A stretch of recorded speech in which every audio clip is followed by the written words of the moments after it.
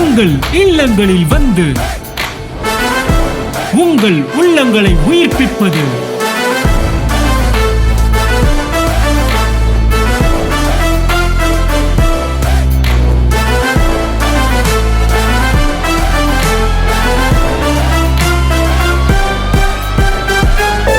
உங்கள் channel DJ.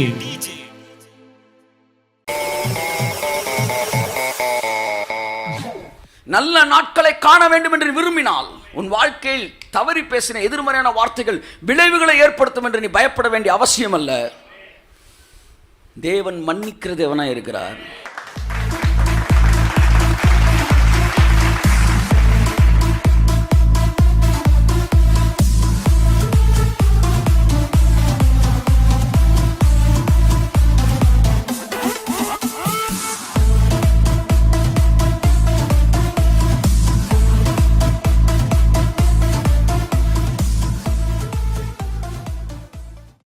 தேவன் நம்மை பயமுறுத்தவில்லை. அதே அதிகாரத்தில் கீழே வருது, இயேசு கிறிஸ்து பாடுபடும் போது என்ன செய்யலையா?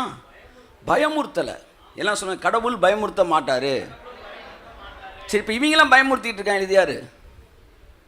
பூசாரிகள், ஆசாரிகள். அநேகர் என்ன வாங்கிட்டாங்க? பூசாரிகளாகி. இப்போ இவங்க பயமுறுத்தினாலே பைபிள் சொல்லுது. அது என்ன பாரு, அந்த வசனம் என்னமா இருக்கு? வாசி 23. அவர் வையப்படும் போது பதில் வையாமலும் பாடுபடும் போது பயமுறுத்தாமலும் நியாயமாய் தீர்ப்பு செய்கிறவருக்கு தன்னை ஒப்பு கொடுத்தார். எனக்கு அந்த வசனம் துண்டா தெரிச்சு. பயமுறுத்தாமலும். யோபு தேவன் பயமுறுத்தல. அவர் அடிச்சவனே அவர் பயமுறுத்தல. யார் மேல கை வைக்கிற தெரியுதா? சாதாரண கவுன்சிலர் வீட்டில் ஆட்டோ ஓட்டுறவன் சொல்றான், சார் யார் மேல கை வைக்கிற தெரியுதான்றான். சர்வ அண்ட சராசரங்களை படைத்தவரிடம் நிற்கிறாரு.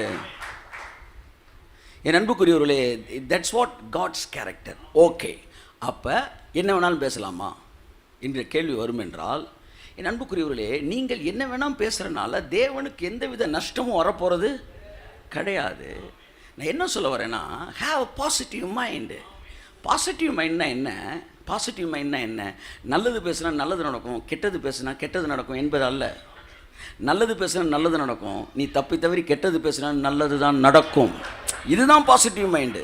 பாசிட்டிவ் மைண்ட்னா நெகட்டிவையும் பாசிட்டிவாக தான் பார்க்கணும். நெகட்டிவ் மைண்ட்னா என்ன? நீ கெட்டது பேசுனா கெட்டதாக நடக்கும், நல்லது பேசுனாலும் கெட்டது தான் நடக்கும். இது நெகட்டிவ் மைண்டு. கெட்டது பேசினாலும் கெட்டது நடக்கும், நல்லது பேசினாலும் கெட்டது தான் நடக்கும். இது நெகட்டிவ் மைண்டு. பாசிட்டிவ் மைண்ட் என்ன? நீ நல்லது பேசுன நல்லது நடக்கும், நீ கெட்டதே பேசணும் நல்லது தான் நடக்கும்.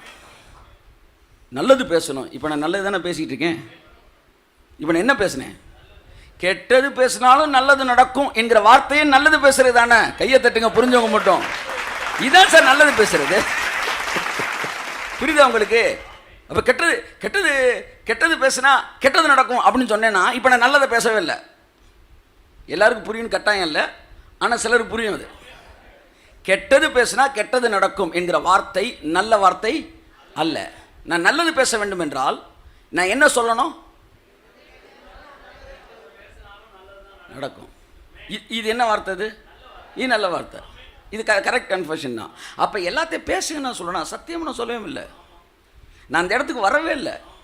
நான் அந்த இடத்துக்கு வராமலே உங்களை கரெக்ட் பண்ணணும்னு நான் பேசிக்கிட்டு இருக்கிறேன். நான் ஜீவனை விரும்பி இன்னைக்கு வாசித்தோம்.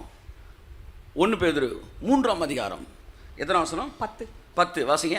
ஜீவனை விரும்பி நல்ல நாட்களை காண வேண்டும் என்று இருக்கிறவன் பொல்லாப்புக்கு தன் நாவையும் கபடத்துக்கு தன் உதடுகளையும் விலக்கி காத்து. நல்ல விஷயத்தை பார்க்கணும்னு நினைச்சினா நல்லா பேசுறான்னு நான் பைபிள் சொல்லுது. நான் அக்செப்ட் பண்ணிக்கிறேன். நல்லா பேசு, அதை அக்செப்ட் பண்றேன்.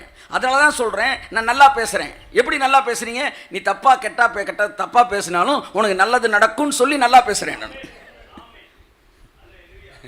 கூட இறங்கி வந்தீங்கன்னா வாங்க, வரலன்னா பரவாயில்ல, நான் நல்லதை பேசுன்னு சொல்லிட்டு பைபிள் சொல்லி நான் நல்லதை தான் பேசிகிட்டு இருக்கிறேன். நல்ல நாட்களை காண வேண்டும் என்று விரும்பினால் உன் வாழ்க்கையில் தவறி பேசின எதிர்மறையான வார்த்தைகள் விளைவுகளை ஏற்படுத்தும் என்று நீ பயப்பட வேண்டிய அவசியம் அல்ல. தேவன் மன்னிக்கிற தேவனாக இருக்கிறார். ஏதோ நீ எமோஷனலில் பேசுகிறனால உடனே அவர் பரலோகத்தில் எனக்கு பெரிய நஷ்டமாகி போச்சு, உன்னை தூக்காம விட மாட்டான்னு தேவன் செய்கிறது கிடையாது. யோபு அறிவில்லாமல் பேசுகிறார். எலிகு சொல்றான், தெரியாம பேசிக்கிட்டு இருக்காருன்றான். அவனுக்கு தெரியுது, எலிகுக்கு தெரியுது, ஏலோயும் தெரியாதான்னு கேட்கிறேன்.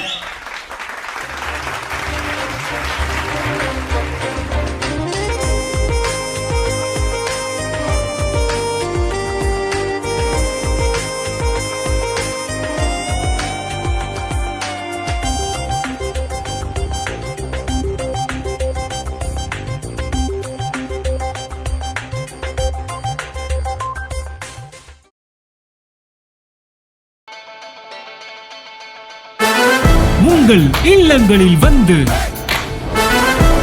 உங்கள் உள்ளங்களை உயிர்ப்பிப்பது